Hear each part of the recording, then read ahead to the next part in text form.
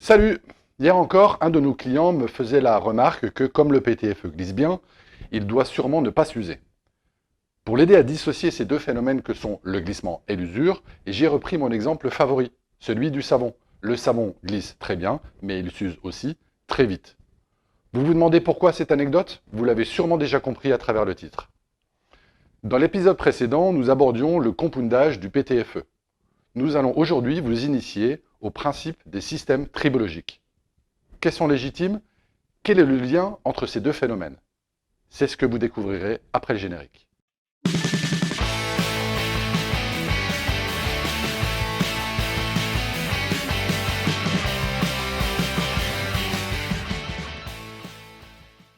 Mais alors, c'est quoi la tribologie au juste? Excellente question, Jamy. En effet, en quelques mots, la tribologie est la science du frottement. Bon, quand on a dit ça, on n'a rien dit.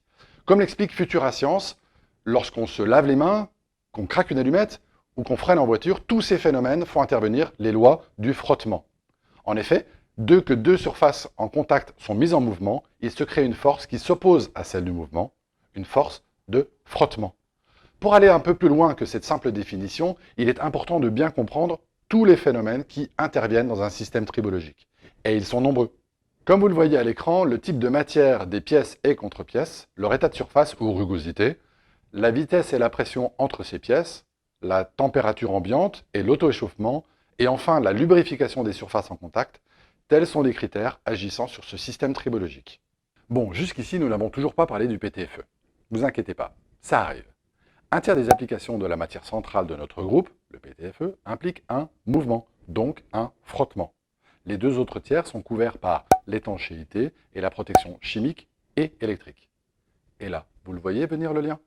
En effet, comme on vous l'expliquait dans l'épisode précédent, le choix d'une charge dans un compound dépend de son contexte d'utilisation.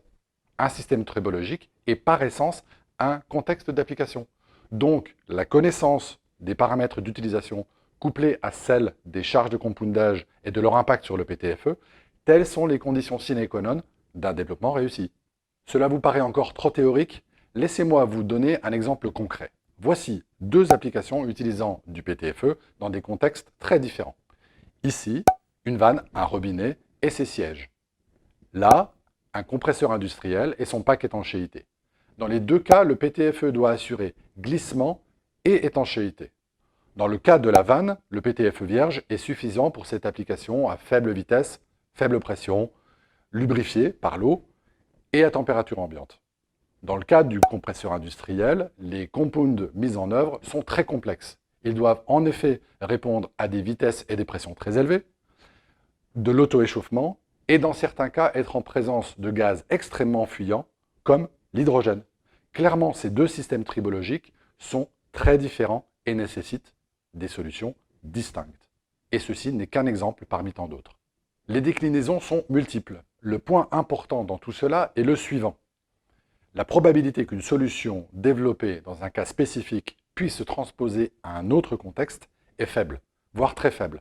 L'idéal serait de traiter chaque nouvelle situation comme un cas particulier. Le conseil que nous souhaitons vous transmettre est le suivant. Vous avez un projet en cours où une solution tribologique est à trouver, intégrez-nous en amont de ce projet. Il y a fort à parier que les 40 années d'expérience du groupe Guarniflon nous auront permis d'aborder une situation similaire, ce qui nous permettra de vous orienter vers le bon choix technique. En somme, la corrélation entre tribologie et compoundage est double. D'une part, le contexte tribologique impose le compoundage, et d'autre part, les charges utilisées dans le compound dépendent du système tribologique. C'est QFD. Voilà, vous en savez maintenant davantage sur la tribologie, vous vous sentez peut-être encore un peu fébrile sur le sujet. Gardez le sourire, nous serons là pour vous épauler. Notre prochaine vidéo sera une synthèse des faits étonnants sur le PTFE. Petit rappel de ce que nous avons vu ensemble et un peu plus. Et d'ici là, n'oubliez pas, si vous avez une question, talk to the specialist.